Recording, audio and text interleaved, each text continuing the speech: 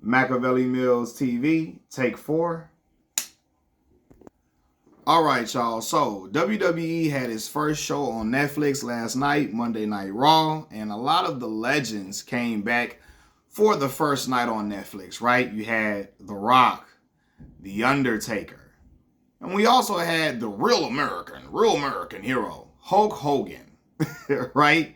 So when Hulk Hogan comes out, with his theme song and American flag, when it comes crashing down and it hurts inside, he thinking the crowd gonna show him love and embrace him. The crowd was booing the hell out of Hulk Hogan. I'm talking about booing the hell out of him. And I know he gonna be like, nah, they wasn't booing me. he gonna make up that they wasn't booing him, but they were booing the hell out of him. Right? And so you got people like, man, why were the people booing Hulk Hogan? Some are speculating it was because of his appearance at the RNC, his endorsement of Donald Trump, so on and so forth, and him being a staunch Trump supporter. But at the same time, The Undertaker is a staunch Trump supporter. You feel me? And he wasn't getting booed. So something like, oh, is it political or was it not? It may have been some politics mixed into it. California, the show took place in Inglewood, California. California is a blue state, has been for a while now, but I'm thinking it's a mixture of the politics with a mixture of the fact that Hulk Hogan is not a good person. He is a racist individual. We heard a sound, not a sound clip. We heard him on the phone talking to his friend, I'm talking about snapping, being pissed off at the fact that his daughter Brooke was dating a black man. Hulk Hogan on the phone talking about he can see if it was a big 6'9", 6'10" N-word, a big, a special type of N-word, but she was dating a regular N-word. So what was she doing that for? And snapping out. He couldn't believe she was dating an N-word is what he was saying on the phone. He was losing his mind, going off on a tangent, like I'm a racist tangent like you can ever imagine. Basically saying his daughter had to be dating a supernatural black man, a black man that was 7 foot tall, that was athletic like Shaquille O'Neal, that could run the floor like a gazelle and do some superhuman type of stuff. Then he would understand her dating a black dude, dating an N-word as he put it. But just a regular N-word? Come on, man. Right, crazy. But people remember that clip, and that's what got him banned, ousted from the WWE for years, and then they brought him back eventually, as you can see. But people remember that. People remember the fact that Hulk Hogan is a habitual liar, pathological liar. He lies about a lot of things. People remember that Hulk Hogan will throw people under the bus for the sake of doing it and for the sake of keeping himself rich and wealthy. For example, when Jesse the Body Ventura tried to create a union for wrestlers, which is absolutely needed, which is needed in wrestling, you know what I'm saying? He tried to create a union for people, and Hulk Hogan ratted Jesse Ventura out. He ratted him out to Vince McMahon, and it was during court and all of that, Jesse Ventura found out that Hulk Hogan was the one who ratted him out. You feel me? Like, Vince McMahon spoke about it. He said, hey, Hulk Hogan said it. Hulk Hogan told me. Hulk Hogan was out here. Jesse Ventura was trying to get the rest of the wrestlers taken care of. Health bills, medical bills, trying to make sure that they would be okay. Because back then, Vince McMahon didn't pay for your room and board, your food, your nothing. You know what I'm saying? Travel, none of that. He gave you your check and you had to get there on your own. And then they didn't have no medical coverage, nothing like that. Jesse Ventura saw how the wrestlers were broken down, beaten down. A lot of them didn't have much after wrestling for 20 years, 15 years, 10 years. And he tried to change that. Hulk Hogan said, no, if you get that union, if that union gets in place, I ain't going to be able to get paid, because Hulk Hogan was getting paid more than everybody combined. And he like, if this union comes about, I'm not going to be able to keep getting these fat checks that I've been getting. You know what I mean? We need to keep all this bread amongst myself.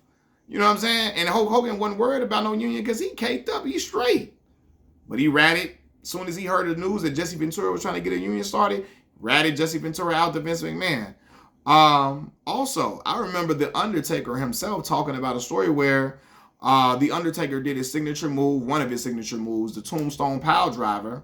Tried to do it on Hulk. He did it on Hulk Hogan. Hulk Hogan acted like Undertaker dropped him on his head, right? And Undertaker messed him up and had him all broke up, like his neck was almost broken. Now, this is a young Undertaker at the beginning of his career in the WWE, WWF at the time.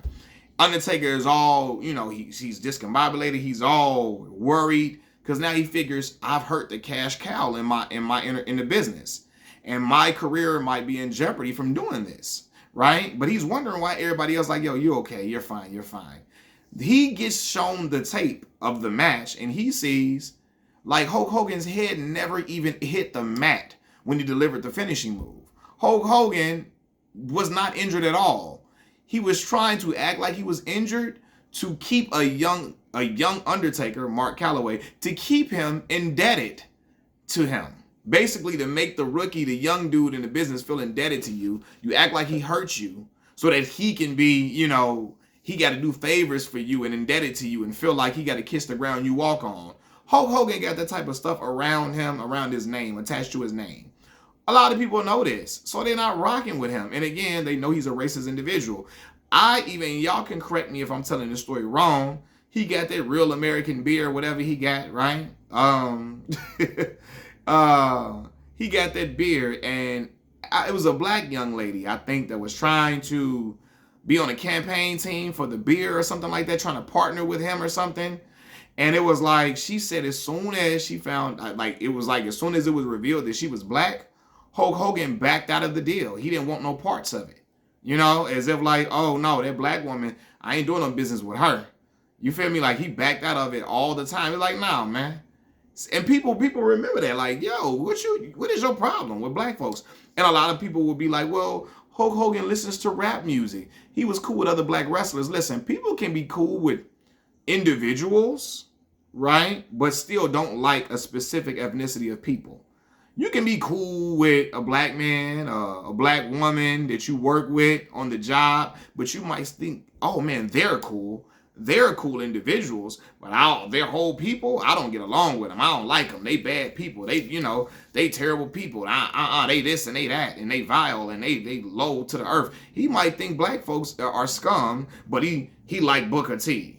He like The Rock. He like Mark Henry. He like Shelton Benjamin. He might like these individuals, but he like Tiny Lister when he was Zeus. He liked him or something, but he don't like black people as a whole.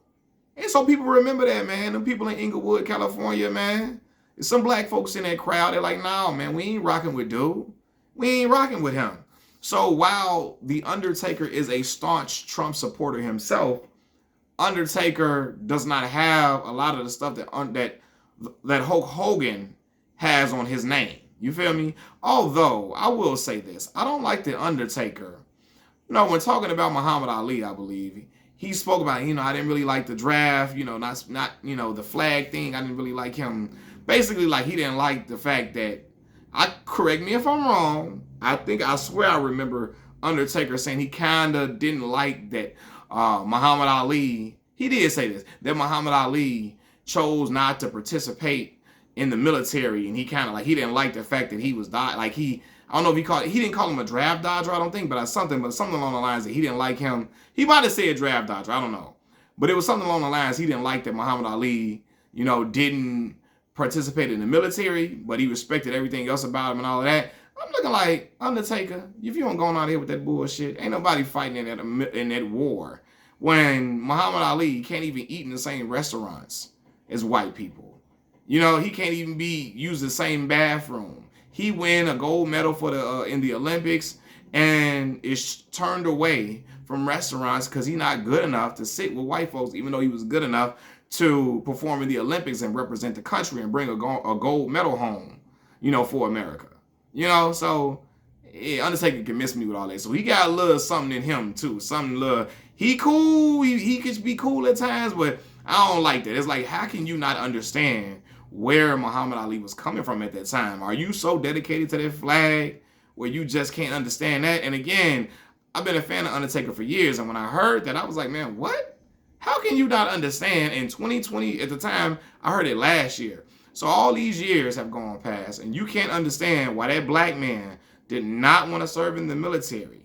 You know, why he didn't want to serve and serve and help America in a war where he felt like, yo, I'm not even treated right in my home country. My black people are treated wrong and unjustly in our own country, but you want us to participate in this war, you know? But anyway, yeah, it's funny to hear Hulk Hogan get booed because I'm looking like he got the perfect theme music. When it comes crashing down and it hurts inside.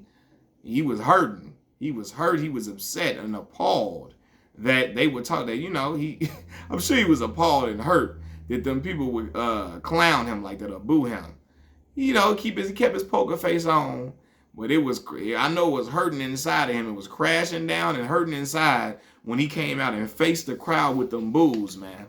He got them boos galore, man. But yeah, Hulk Hogan has a lot of racist stuff on his resume. But that phone call when his daughter Brooke was dating that black man, oh man, that was really the nail in the coffin for him with a lot of black folks. That black folk like, yeah, and all black folks should have been like, nah, fam, we ain't rocking with that. And he was talking was crazy, man.